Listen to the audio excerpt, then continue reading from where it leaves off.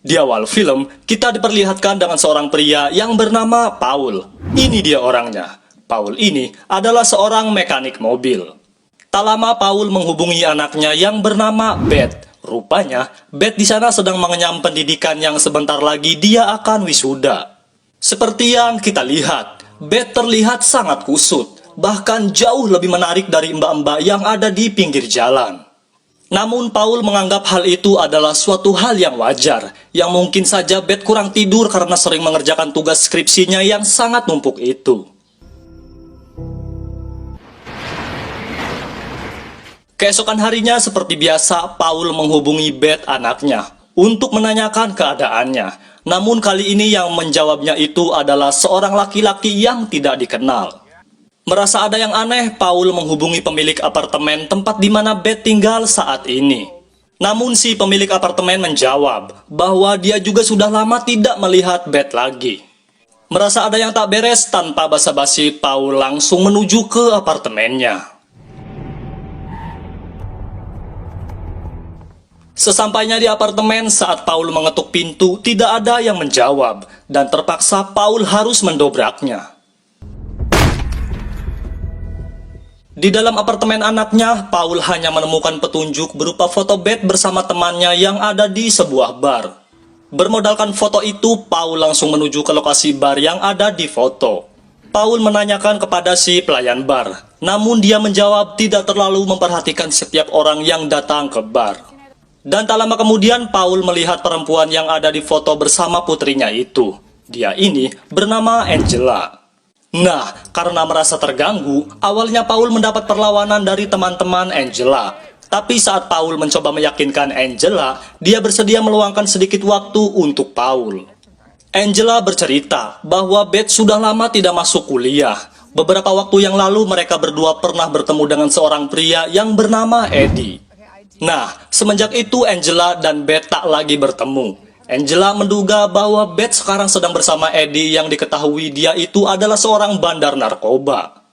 Paul meminta Angela untuk mengantarkannya kepada Eddie. Awalnya Angela menolak, tapi setelah Paul berani membayar Angela $500 atau setara dengan 7 juta rupiah, akhirnya Angela bersedia untuk membantunya.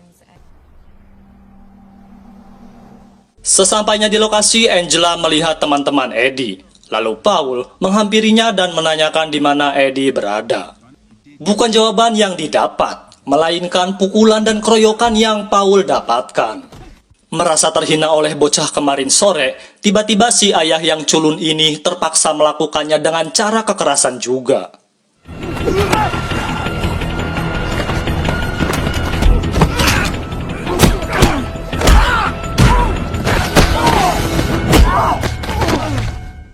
Setelah berhasil menghabisi mereka semua, Paul membawa ponsel milik salah satu di antara mereka dan langsung cabut dari sana untuk beristirahat di sebuah motel. Saat Paul selesai mandi, tak sengaja Angela melihat badan Paul yang penuh dengan tato dan banyak sekali luka tembak. Jelas, mengetahui hal itu kini Angela menyadari bahwa Paul ini bukanlah orang yang sembarangan. Berkat ponsel yang Paul rampas, Angela menemukan keberadaan Eddie yang kini dia sedang berada di sebuah bar yang bernama Excite. Sesampainya di lokasi, sepertinya beberapa orang yang ada di sana sudah mengenali Paul dan terlihat ada Eddie. Ini dia orangnya. Paul menanyakan putrinya, namun Eddie mengejeknya dengan menjawab mungkin putrinya kini sedang ada di bar sebelah dengan menari-nari telanjang di sana. Tak lama datanglah paman Eddie yang bernama Riley. Selaku pemilik bar ini menghampiri mereka dan mengusir kedua cewek penghibur yang sedang bersama Eddie. Riley meminta maaf kepada Paul atas kelakuan Eddie dan memohon untuk membiarkan Eddie agar tetap hidup lebih lama lagi. Memang, Paul tidak mengenal Riley, tapi Riley mengenal Paul saat dulu Paul pernah membantai 7 orang tepat di depan mata kepalanya sendiri. Ya, kini kita semua tahu bahwa Paul si ayah culun ini dulunya adalah seorang pembunuh bayaran yang sangat disegani di zamannya. Dan dia dijuluki sang pangeran pembunuh bayaran. Riley bertanya kepada Paul, mengapa dulu saat menodongkan pistol tepat ke arah kepalanya, Paul tidak menembaknya. Mendengar pembicaraan pamannya itu, seketika nyali Eddie langsung menciut, seperti kerupuk yang kena air. Riley menyuruh Eddie untuk memberitahu di mana keberadaan putrinya. Eddie berkata bahwa Beth memang sempat dekat dengannya. Sebelum Eddie mengenalnya, Beth sudah terjerumus di dalam dunia narkoba, dan Eddie terakhir melihat Beth berada di sebuah apotek. Apotek yang dimaksud ini adalah sebuah tempat khusus untuk pesta narkoba milik seseorang yang bernama Tony. Setelah mengetahui jejak anaknya, Paul langsung cabut begitu saja. Oh, Stewart's. Oh, that guy gives me the creeps, man. Ya, dari arah belakang terlihat ada dua orang yang sedang membuntuti Paul.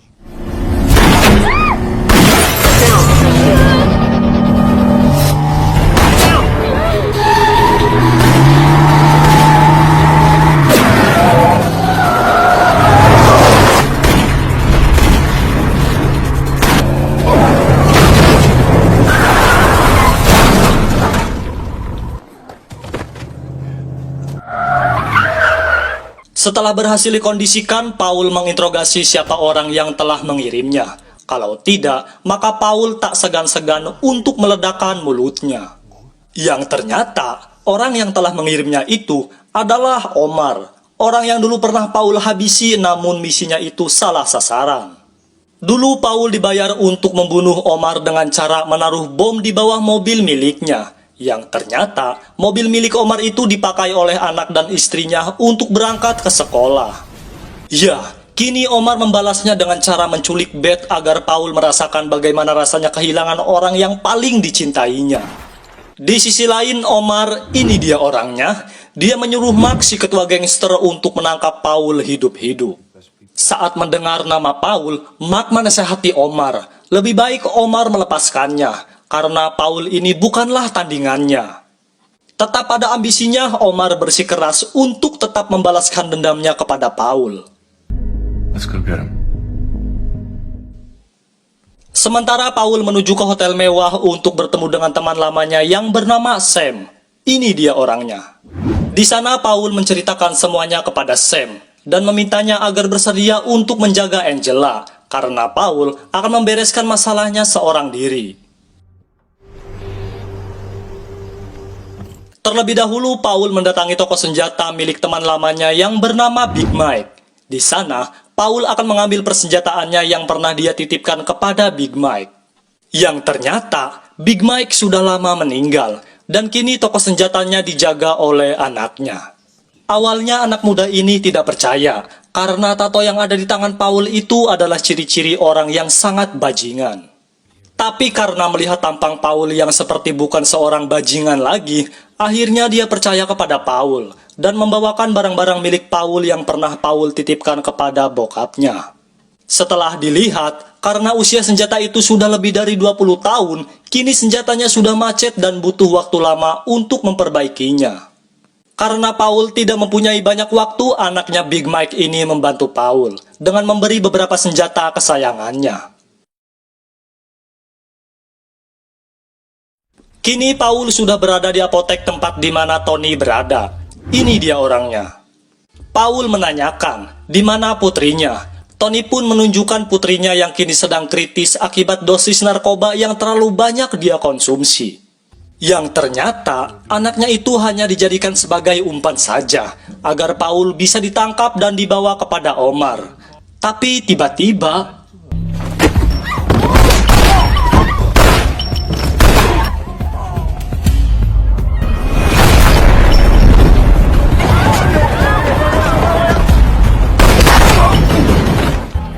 There we go. Hold on.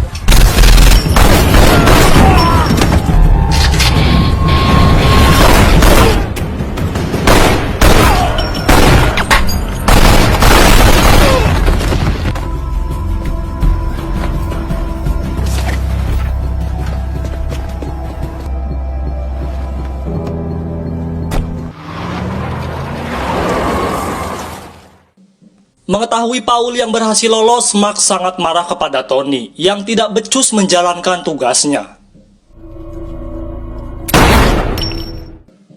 Setelah diobati, kini keadaan Beth sudah mulai membaik, dan Paul memutuskan untuk segera pulang dan meninggalkan tempat masa lalunya ini. Tak tinggal dia, Mark dan komplotan gangsternya kini akan mengepung hotel Sam yang sudah membantu Paul dan anaknya. Dan saat Angela akan dikirim pulang, tiba-tiba... Move it. Copy.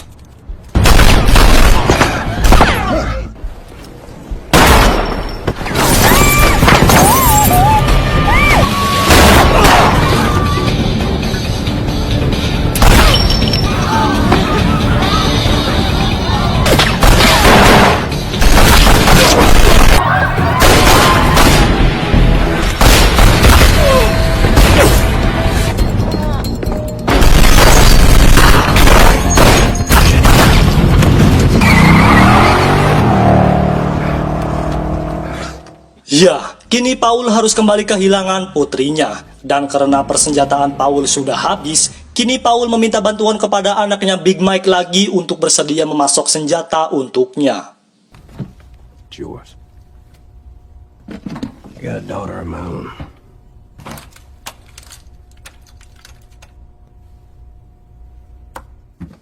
Kini Beth, anaknya Paul, sudah benar-benar ada di tangan Omar. Meskipun solo versus squad, bagi Paul sih no problem.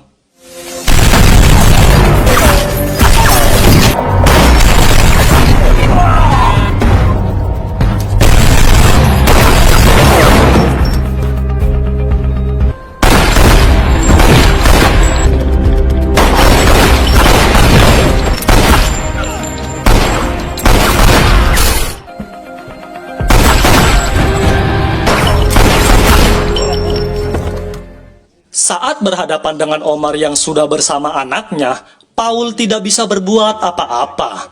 Tapi dari arah samping, Mark menyerang Paul, dan terjadilah buy one di antara mereka yang tentu akan dimenangkan oleh Paul.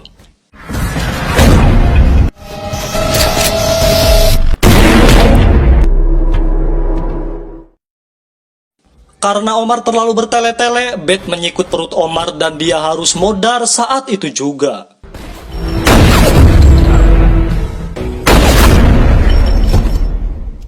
Tamat, ending yang sangat mempaulkan.